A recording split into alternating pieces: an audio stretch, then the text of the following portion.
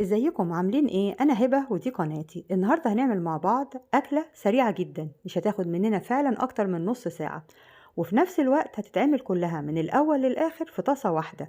هنعمل لازانيا الطاسة في طاسة بس تكون مقاسها واسع شوية. حطي معلقة سمنة ومعلقتين زيت، وبعد كده بصلة مفرومة ناعم وثلاث فصاص توم مفرومين. احنا بنعمل العصاج، طبعا العصاج البصل والثوم بتاعه مش بياخد لون، هو بس بيدبل وريحته تطلع كده. وبعدين نضيف اللحمة المفرومة اللي استخدمتها ربع كيلو مش أكتر من كده. قلبي بقى اللحمة لحد اللون بتاعها ما يتغير من اللون البينك ده ويبقى مبيض كده. هنبدأ نتبلها، ما تتبليش دلوقتي، دايما لما لون اللحمة يتغير الأول.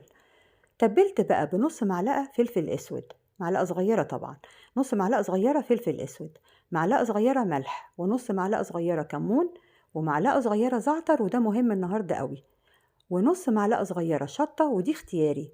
لو تحبي انها تبقى سبايسي اعملي حطي الشطة، لو مش عايزة خلاص ده براحتك. حطيت بقى التتبيلة كده، وبعدين قلبت اللحمة بالتتبيلة كويس دقيقتين، وبعدين وسعت فتحة كده في النص وحطيت معلقتين صلصة كبار.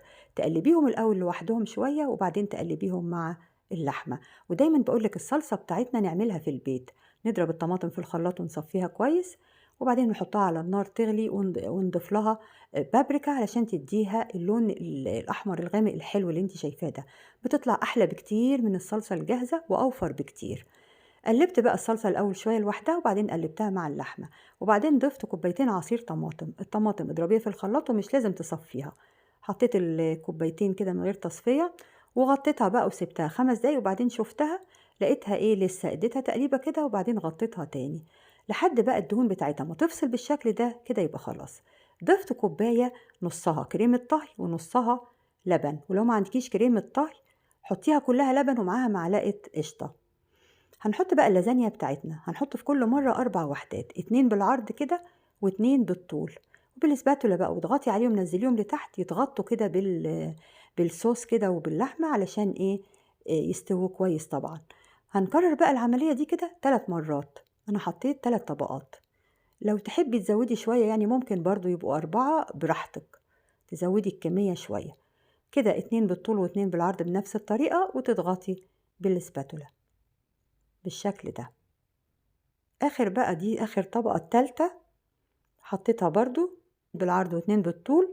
بعد كده هنضيف كوباية مية دافية، حطيها في النص كده، نزلي بقى وغطي كده اللازانيا بالصوص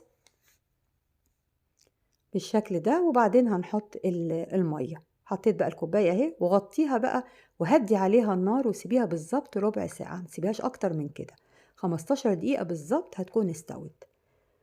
رفعت بعد 15 دقيقة واختبرت المكرونة بالشوكة كده لقيتها استوت وجميلة قوي.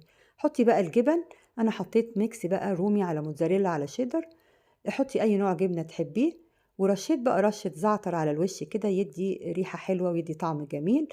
وغطيتها وسبتها 5 دقايق لحد الجبنة ما تسيح. احنا طبعا النهاردة استخدمنا طاسة واحدة وما احتاجناش للفرن، بس لو تحبي تدخليها الشواية 5 دقايق براحتك.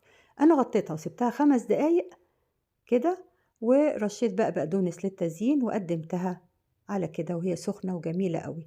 اللازانيا من الحاجات اللي الولاد بيحبوها قوي، بيطلبوها من بره كتير، واحنا عايزين نحببهم في اكل البيت ونعمل لهم الاكلات اللي بيحبوها. فان شاء الله دي هتعجبهم قوي، في نفس الوقت سريعة وما اخدتش مننا يعني لا وقت ولا مواعين كتير ولا بهدلنا المطبخ، وان شاء الله هتعجبك قوي. ولو عجبتك اللازانيا النهاردة اعملي لايك وشير واشتراك في القناة بتاعتي، وبألف هنا وباي باي.